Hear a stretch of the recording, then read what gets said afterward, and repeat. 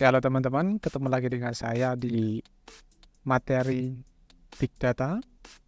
Pada video kali ini kita akan mencoba untuk membaca data dari luar RapidMiner. Di video sebelumnya kita sudah mempelajari apa itu repository. Saya ingatkan kembali, repository bisa kita anggap sebagai memori internal dari RapidMiner, di mana data yang ada di sini bisa langsung kita baca. Nah, kemudian untuk materi ini kita akan mencoba untuk membaca data dari luar RapidMiner, atau sederhananya kita akan membaca data dari memori eksternalnya si RapidMiner. Caranya gimana? Nanti ada dua cara. Yang pertama, kita bisa menggunakan import data yang ada di repository. Import data di sini istilah lainnya bisa teman-teman anggap sebagai kita mengcopy data dari memori eksternal, kemudian kita kopikan, kita masukkan ke dalam memori internalnya RapidMiner, yaitu ke dalam repository. Itu cara yang pertama. Atau cara yang kedua, kita bisa menggunakan operator read. Nah, di sini ada operator read. Ada banyak operator read yang bisa kita gunakan. Nanti tergantung dari data yang kita miliki. Oke, langsung saja. Sebagai contoh, di sini saya punya data dari luar RapidMiner yang saya simpan di folder Big Data di desktop. Kemudian nama datanya adalah data jumlah perusahaan dan pekerja asing. Tipe filenya atau tipe file datanya adalah CSV. Kita akan mencoba membaca data ini menggunakan RapidMiner. Gimana caranya? Yang pertama, kita masuk ke RapidMiner-nya.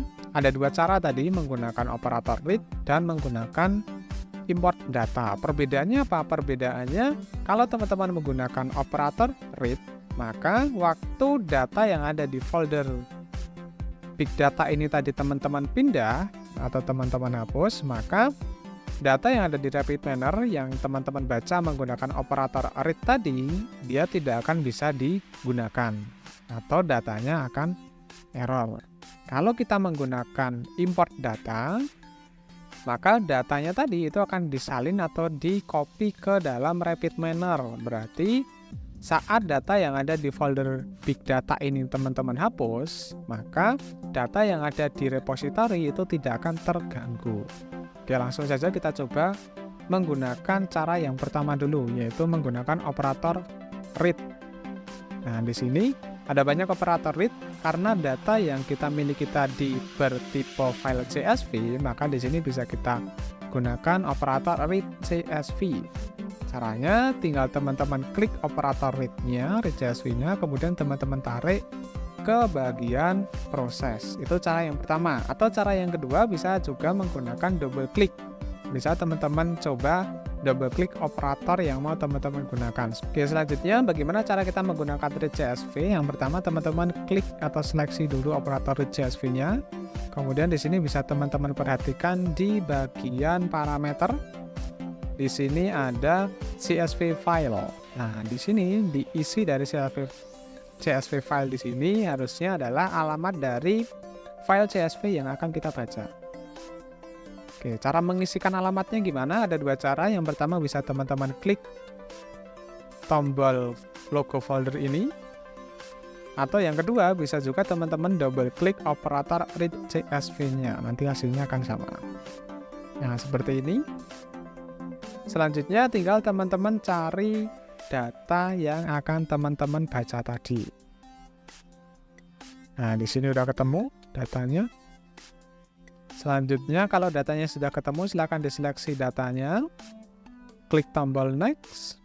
Kalau dirasa sudah sesuai untuk separator kolomnya yang ini, atau pemisah antara kolom yang satu dengan yang lain sudah sesuai, bisa teman-teman klik next lagi.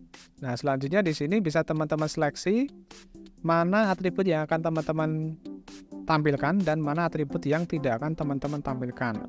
Cara ngerubahnya gimana? Cara ngerubahnya bisa teman-teman klik di panah ke bawah atau gerigi itu. Kemudian bisa teman-teman klik exclude column. Kalau tidak mau atribut periode data ini tidak mau ditampilkan. Kalau mau ditampilkan bisa teman-teman ulangi lagi, kemudian nanti akan berubah menjadi include column. Oke, kalau sudah dirasa sesuai bisa teman-teman finish. Kalau sudah, ini bisa teman-teman sambungkan ke operator read CSV-nya dengan result atau RES yang ada di sebelah kanan ini. Kemudian bisa teman-teman jalankan. Itu hasilnya seperti ini. Ini adalah data yang telah kita baca dari luar memori repository atau dari luar memori internalnya si RapidMiner. Oke, kita buktikan untuk data yang dihapus atau dipindah tadi. Jadi data ini sebagai contoh ini akan saya rubah namanya atau mungkin di sini akan saya tambahkan folder baru.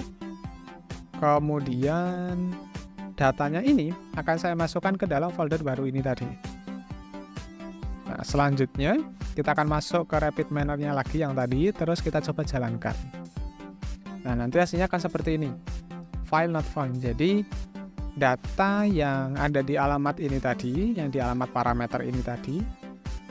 Nah, data yang di sini itu sudah hilang atau tidak ditemukan. Kenapa? Karena sudah kita pindah datanya ke folder new folder tadi atau ke folder yang lainnya.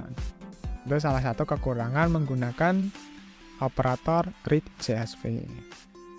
Oke, kita lanjut untuk cara yang kedua. Cara yang kedua kita bisa menggunakan import data yang ada di repository. Caranya gimana? Caranya teman-teman bisa masuk ke bagian repository, kemudian klik import data. Selanjutnya kita pilih yang My Computer. Kemudian cara yang sama kayak yang tadi, kita cari datanya dulu tadi di sebelah mana. Kalau sudah ketemu datanya, bisa kita klik tombol next. Dan next lagi, kalau dirasa ini udah sesuai, kita klik next lagi. Kemudian nanti akan masuk ke bagian where to store the data. Nah, sampai di sini, tinggal teman-teman tentukan tempat penyimpanan datanya mau disimpan di memori internal RapidMiner di sebelah mana. Sebagai contoh, di sini kan akan kita simpan di bagian local repository di folder data. Kemudian bisa teman-teman rubah nama dari data yang akan teman-teman simpan tadi. Kalau sudah, bisa di finish. Kalau prosesnya sudah selesai, nanti secara otomatis dia akan masuk ke bagian result dan menampilkan data yang telah teman-teman importkan tadi. Kemudian bisa kita kembali ke bagian desain lagi, terus kita cek di repository, folder local repository, folder data. Nah, nanti dia akan muncul yang ini, data jumlah perusahaan dan pekerja asing sesuai dengan yang telah teman-teman importkan tadi. Ini bisa langsung teman-teman gunakan, bisa langsung ditarik ke bagian proses, terus disambungkan dengan result dan dijalankan. Nanti hasilnya sama persis. Oke, mungkin sampai di sini dulu untuk video materi kali ini. Kita ketemu lagi di video materi selanjutnya dan selamat mencoba.